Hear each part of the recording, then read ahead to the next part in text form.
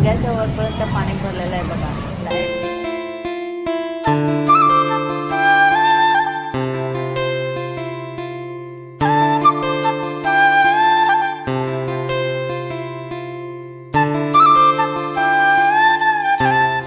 सगळ्यांना शुभ सकाळ. कसे आहात सगळेजण? आजचा दिवस तुमच्यासाठी खूप छान आनंदाचा जाओ हीच देवाच्या चरणी प्रार्थना करते.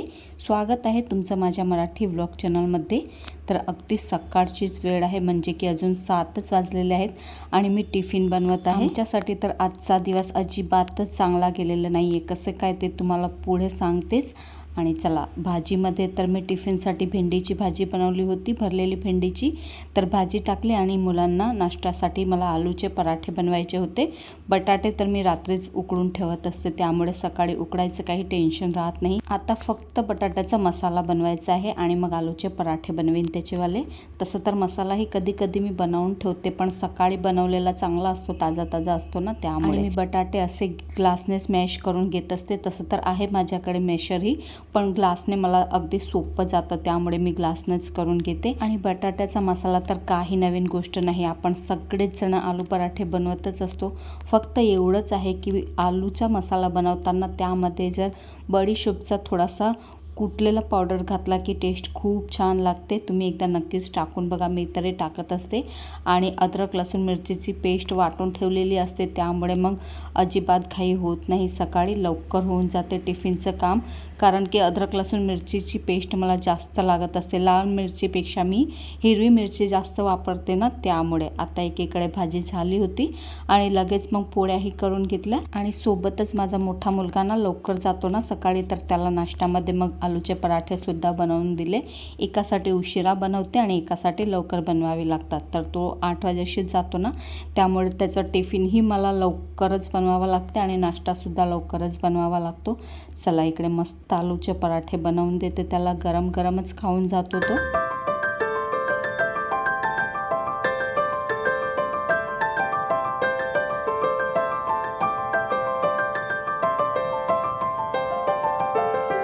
जोपर्यंत टिफिन बनत नाही ना, तोपर्यंत अगदी सकाळची घाई गडबड खूप जास्त असते. तुमचीही होतच असेल. कुणाकुणाचे लहान मुलं आहेत तर त्यांची शाळेची घाई गडबड असते, तर कुणाचे मोठे असले तर त्यांची कॉलेजची म्हणा किंवा कामाची म्हणा. सकाळी आपल्या सगळ्याच बायकांची खूप जास्त घाई गडबड असते. आणि एकदाचं टिफिन गेलं की मग माझं निवांत असते. कामं तर असतातच आपली, पण अगदी मग हळूहळू केली तरीही काही हरकत नाही. पण सकाळी खूप जास्त घाई गडबड असते. आणि चला, आता नाश्ता झाला, टिफिनही गेला आणि गेले तोवर मग आता सगळी भांडे गोळा करून गॅलरीमध्ये ठेवून देते, म्हणजे वॉश एरियामध्ये. बाहेरच आहे, बाहेर म्हणजे किचनच्या पुढेच आहे, तिकडे ठेवून देते आणि लगेच मग किचनही क्लीन करून घेते. इकडे ना जास्त भांडे असले की काही घासायला जमत नाही. किचन खूप छोटं आहे ना, त्यामुळे मग मी बाल्कनीमध्येच घासून घेते सगळे भांडे एकदाचे गोळा करून. आणि त्यानंतर लगेच मग किचनसुद्धा क्लीन करून घेते. सकाळच्या आपल्या सगळ्या बायकांची सेमच रुटीन असते, कुणाचं थोडंफार वेगळं असते, बाकी तर सगळ्यांची सारखीच रुटीन असते. पण किचन एकदाचं क्लीन झालं की मग किचनमध्ये काही पसारा होत नाही. तसं तर होत नाही असं नाही आहे, काही ना काही पसारा होतोच, पण एकदाचं किचन क्लीन झालं की मनाला एक वेगळीच शांतता भेटते. त्यामुळे मग सकाळी लवकर कामं आटपून मी किचन अगदी क्लीन करून घेते. आणि आज तर कंटिन्युअसली पाऊस सुरू आहे. तुम्हाला मी कालच्या व्हिडिओमध्ये सुद्धा सांगितलं होतं की खूप जास्त पाऊस आमच्या इकडे पडत आहे, म्हणजे सुरतमध्ये. आणि 24 तासाची आगाहीसुद्धा सरकारने दिलेली आहे. 24 तासामध्ये भयंकर पाऊस पडणार आहे. आणि शेवटी तसंच झालं. अगदी कालचा पाऊस सुरू आहे, तो रात्रभर पाऊस पडला आणि आत्ताही सकाळपासून सुरूच आहे. अगदी बंद व्हायचं नावच घेत नाही आहे. आता पुढे काय काय झालं ते तुम्हाला व्हिडिओमध्ये कळेलच. आणि तसंही थंबनेल बघून किंवा स्टार्टिंग बघून तुम्हाला कळालंच असेल की काय झालं. तर इतका जोराचा पाऊस सुरू आहे 2 दिवस झाले की अगदी पाणीच भरून गेलेलं आहे बघा सगळीकडे. आणि तुम्ही कदाचित समाचारमध्ये बघितलं सुद्धा असेल, सुरतमध्ये खूप जास्त पाणी भरालं, सगळ्यांचं खूप जास्त नुकसान झालेलं आहे. आणि माझ्यासोबत तर खूपच विचित्र घटना घडली बघा. आज बघा, मिस्टर आणि मुलगा दोन्हीही गेले होते कामाला. त्यांना मी नाही सांगितलं तरीसुद्धा त्यांनी ऐकलं नाही, पण गेलेच ते दोघं. आणि दोघं गेले तर अगदी अडकूनच गेले बघा दोघंही जण. आत्तापर्यंत अशी घटना आमच्यासोबत अजिबातच घडलेली नाही आहे. अगदी पहिल्यांदाच असं झालेलं आहे. मुलगासुद्धा आणि माझे मिस्टरसुद्धा अजूनपर्यंत अशा पाण्यामध्ये अडकले नाही. आणि असं नाही की एवढं पाणी पहिल्यांदा आलेलं आहे. याहूनही जास्त पाणी आम्ही बघितलं आहे सुरतमध्ये. अगदी गळ्यापर्यंत किंवा माणूस डुबेल इतकं पाणी आम्ही बघितलं आहे. आणि लहानपणी तर पाण्यामुळे खूप जास्त आमची फजिती झालेली आहे. ती एखाद्या दिवशी सांगेल मी तुम्हाला कधीतरी, पण आज खूप जास्त मोठा व्हिडिओ होईल ना, त्यामुळे आज नाही सांगत, शॉर्टकटमध्येच सांगते तुम्हाला.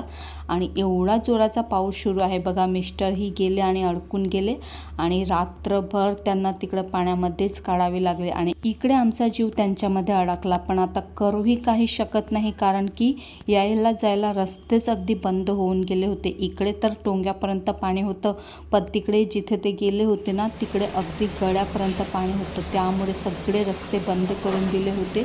एवढं पाणी साठलं होतं आणि पाऊसही दिवसभराचा सुरू होता. त्यामुळे त्यांना कुठं जायलाही जागा नाही आणि अगदी ओले चिंब होऊन अगदी रात्र त्यांनी पाण्यामध्येच काढली. इतका त्रास झाला. पूर्ण जीवनामध्ये अशी घटना अजूनपर्यंत घडलेली नव्हती. पहिल्यांदाच अशी घटना घडली, म्हणजे असा अनुभव पहिल्यांदाच आला. बाहेर इतक्या जोराचा पाऊस सुरू आहे. अगदी 2 दिवस झाले पाऊस पडतो आहे.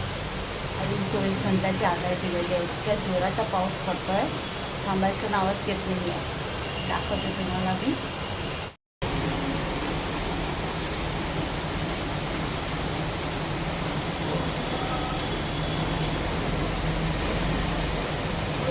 बघितलं ना तुम्ही, इतक्या जोराचा पाऊस पडतो आहे. आणि आता तर मी तुम्हाला अर्धवटच दाखवलं, पुढे दाखवते तुम्हाला किती पाणी साठलेलं आहे तर. पण आता लाईटसुद्धा गेलेली आहे. दुपारी 2 वाजता जी लाईट गेली ती दुसऱ्या दिवशी सकाळी 4 वाजताच लाईट आली. पूर्ण दिवसभर लाईटच नव्हती आणि नेटवर्कसुद्धा नव्हतं. कुणाला ना तर फोन लावू शकत होते, ना फोन करू शकत होते, ना कुणाचा फोनही येत नव्हता, कारण की नेटवर्कच नव्हतं पकडत. फोन गेला की फक्त हॅलो हॅलो एवढंच ऐकायला येत होतं. बाकी ना कुणाचा फोनही येत होता आणि कुणाला फोनही करू शकत नव्हते. आणि ते दोघं बापलेक तिकडे अडकले होते आणि इकडे आमचा जीव अडकला होता. तर वरती आमच्या एक पाडोशीचा फोन लागला, तर तेव्हा त्यांच्यासोबत गोष्ट झाली. तेव्हा कुठे थोडासा धीर आला. तरीही ते पाण्यातच होते. पण काय करणार, आता काहीच करू शकत होते. त्यांना घ्यायला सुद्धा जाऊ शकत नव्हते आणि तेही येऊ शकत नव्हते, कारण की तिकडं अगदी गळ्यापर्यंत पाणी होतं. त्यामुळे मग रस्ते सगळे बंद करून दिले होते. त्यामुळे मग रात्र त्यांना तिकडेच उपाशी तपाशी काढावी लागली आणि खूप जास्त वाईट वाटलं. पण बघा तुम्ही किती पाणी साठलेलं आहे ना. आणि हे तर अजून अर्धच आहे, अजून पाणी वाढलं होतं. इतके हाल झाले ना. तर हा दिवस ना मंगळवारचा आहे. कदाचित तुम्ही न्यूजमध्ये बघितलंसुद्धा असेल. सुरतमध्ये मंगळवारी खूप जास्त पाऊस पडल्याने पाणी भरालेलं होतं. तर अशी काहीशी हालत झाली होती आमची. एवढा वर घातलेला आहे, अगदी टोंग्याच्या वरपर्यंत पाणी भरलेलं आहे बघा. लाईटसुद्धा गेलेली आहे. येत नाही म्हणून एवढा जोराचा पडतो आहे की सकाळचा 2 दिवस झाले, थांबायचं नावच घेत नाही आहे. काय होईल काय माहिती अजून पुढे. आता चला, लाईट पण नाही आहे, पाणी पण गेलेलं आहे. काहीच करता सुचत नाही, काहीच काम करता सुचत नाही आहे.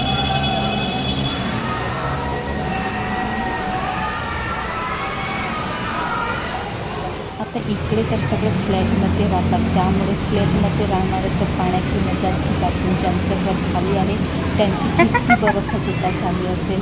चला, आमचा जीव तर अडकलेला होता मिस्टर आणि मुलामध्ये. पण असं माहिती नव्हतं की ते तिकडे अडकून बसले नाही. तर मी थोडासा एन्जॉय केला. समोरच्या मैत्रिणी थोड्याशा पाण्यामध्ये फिरत होत्या. तर म्हटलं चला आता मी पाणी बघायला एक राऊंड मारून येऊया. शेवटी थोडासा क्लिप लावली आहे मी, बघा तुम्ही. तर असा एन्जॉय केला. आणि आधी माहिती नव्हतं की मिस्टर आणि मुलगा येणार नाही आहे, ते तिकडे अडकले आहेत, कारण की फोनच बंद होते ना. त्यामुळे मला वाटलं येतील रात्रपर्यंत. पण लोक मस्त पावसाची मजा घेत आहे. आमचं तर अगदी मजा तर जाऊ द्या, पाणी बघण्यासाठी इकडून तिकडे जात आहे. काहीसा दिवस गेला आमचा. अजिबात चांगला दिवस गेला नाही मंगळवारचा. आणि बुधवारी मग सकाळी ते दोघं बापले तर कसे रस्ता शोधून आले, कारण की सकाळीसुद्धा पाणी काही जास्त उतरलं नव्हतं. रात्रभर पाऊस बंद होता. त्यामुळे मग कसे दुसरीकडून रस्ता शोधून ते घरी आले. तेव्हा कुठे जीवात जीव आला.